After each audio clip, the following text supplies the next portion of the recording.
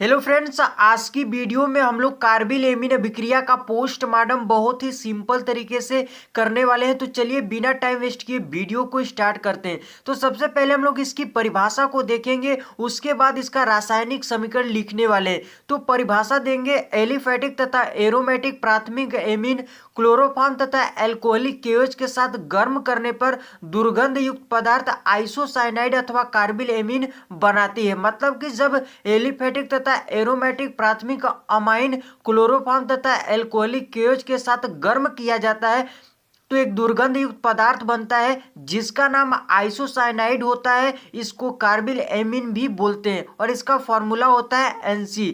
Friends, aliphatic amine और aromatic amine को समझ लीजिए।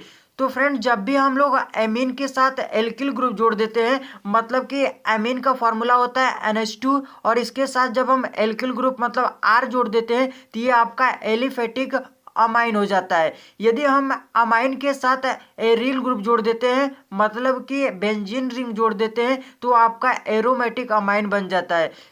तो NH2 अमाइन का फॉर्मूला होता है, इसके साथ एरिल ग्रुप मतलब कि बेंजीन रिंग जोड़ देते हैं तो ये आपका एरोमेटिक अमाइन बन जाता है जी।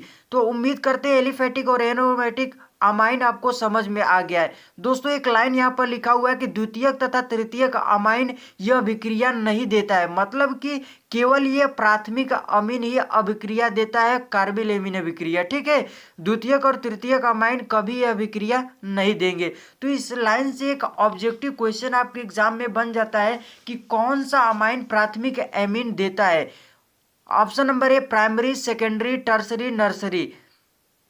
तो सर इसका आंसर होगा प्राथमिक एमीन, क्योंकि हम लोग अभी पढ़ चुके हैं कि केवल प्राथमिक एमीन ही कार्बिल एमीन अभिक्रिया देता है। Option number A for Amarendra Baahubali correct हो जाएगा जी। उम्मीद करते हैं यह अभिक्रिया का परिभाषा आपको समझ में आ गया। तो चलिए हम लोग इसका रासायनिक समीकरण देख लेते हैं, आखिर इसका रासायनिक समीकरण कैसे लिखेंगे।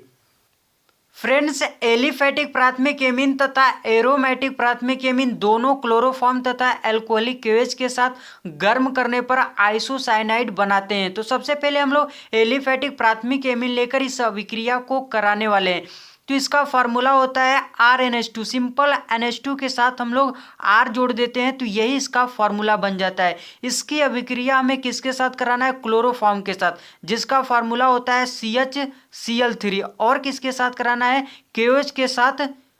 जब गर्म किया जाता है इसको तो क्या बनता है? आइसोसाइनाइड बनता है, मतलब कि RNC, जिसमें से NC क्या है? आइसोसाइनाइड है और R क्या है? एल्किल ग्रुप है। तो इसका नाम हो जाएगा एल्किल आइसोसाइनाइड। आइसोसाइनाइड और बाई प्रोडक्ट के रूप में KCl और वाटर निकलता है जी। आइए अब हम लोग एरोमेटिक प्राथमिक एमीन लेकर इस अभिक्रिया को लिखते हैं। तो एरोमेटिक प्राथमिक एमीन के लिए सिंपल बेंजीन रिंग के साथ हम लोग NH2 ग्रुप जोड़ देंगे। तो बेंजीन का स्ट्रक्चर कुछ इस प्रकार से होता है फ्रेंड्स, देखिए ये आपका बेंजीन है और इसके साथ NH2 जोड़ देंगे तो यही आपका एरोमेटिक प्राथमिक एमीन हो जाएगा। दोस्तों, इसका IUPAC जो नाम होता है एनिलीन होता है। तो यहाँ पर लिख दीजिए एनिलीन। और इसकी अभिक्रिया किसके साथ कराना है?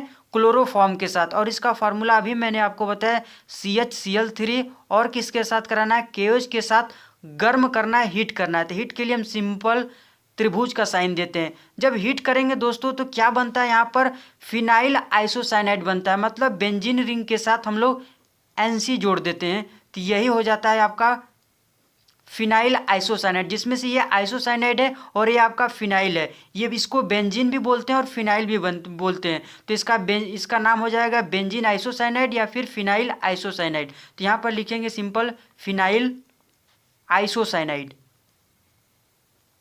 आइसोसाइनाइड। और फिर यहाँ पर भी दोस्तों बाई प्रोडक्ट के रूप में KCl बनता है और वाटर निकलता है। दोस्तों, आपको बताना है क्या ये इक्वेशन आपका बैलेंस है? जी दोस्तों, ये आपका इक्वेशन बिल्कुल बैलेंस नहीं है, क्योंकि हम देख रहे हैं इधर राइट साइड में आपके पास Cl कितना है दोस्तों? 1 है और इधर कितना है? Cl3 है। तो दोनों तरफ 3 बनाने के लिए इधर हम क्या करेंगे, 3 से मल्टीप्लाई करेंगे। अब देख रहे हैं दोस्तों इधर राइट साइड आपका क्लोरीन कितना है, 3 है, और इधर भी 3 है, मतलब क्लोरीन बैलेंस हो गया। इधर देखते हैं के कितना है, 3 है, और इधर आपके पास के कितना है, मतलब पोटेशियम 1 है। तो इधर क्या करेंगे, के को बैलेंस करने के लिए इधर 3 से मल्टीप्लाई करेंगे। अब देख रहे हैं दोनों साइड के आपका 3 हो चुका है, लेकिन आप जाएंगे हाइड्रोजन के पास, क्योंकि क्लोरीन और ये जो पोटेशियम है ये दोनों बैलेंस हो गए। लेकिन इधर आप देख रहे हैं राइट साइड में हाइड्रोजन कितना है, 2 है, और इधर लेफ्ट साइड में कितना है दोस्तों, 3 इसमें है, 1 इसमें, 3 1 4 हो जाएगा, 4 2 6, मतलब इधर लेफ्ट साइड में 6 है और इधर आपका 2 है। तो इधर भी 6 बनाने के लिए 3 से सिंपल इधर मल्टीप्लाई करेंगे तो 3 दूनी का 6 इधर भी हो जाएगा, मतलब हाइड्रोजन भी बैलेंस हो गया।